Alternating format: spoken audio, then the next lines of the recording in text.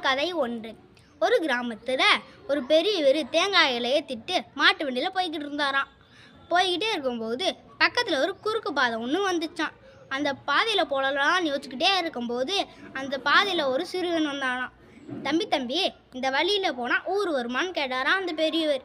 ஓ வருமே அந்த சிறுவன் சொன்னதும், எத்தனை நிமிஷமா தம்பி ஆகும் அப்படின்னு கேட்டதுக்கு, மெதுவாக போனால் 10 நிமிஷம் ஆகும், வேகமாக போனால் அரை மணி நேரம் ஆகும்னு சொன்னானா அந்த சின்ன பையன். அதுக்கு பெரியவர் சின்ன பையன் சொன்ன பதிலை கேட்டு கோவம் வந்துருச்சான். என்ன கிண்டலா அப்படின்னு கேட்டாராம்.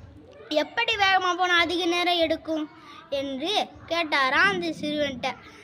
போயிட்டே பாருங்களேன் சிறுவன் சொன்னதோ அவர் அந்த குறுக்கு பாதையில் வேகமாக போய்கிட்டே இருந்தாராம். போய்கிட்டே இருக்கும்போது பக்கத்தில் சின்ன சின்ன கற்களாக இருந்துச்சான். அதில் வண்டி தடுக்கி கீழே விழுந்துருச்சான். எல்லா தேங்காய்களும் கொட்டிடுச்சான். எல்லா தேங்காயும் எடுத்து வச்சு திரும்பி போகிறதுக்கு அரை மணி நேரம் ஆயிடுச்சான். அப்போ தான் புரியுது அந்த சிறுவன் சொன்ன பதிலே அந்த பெரியவருக்கு நம்ம உண்மையை தெரிஞ்சுக்காமல் வந்துட்டோம்னு நினச்சாராம்.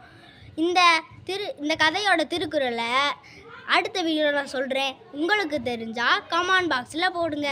நன்றி.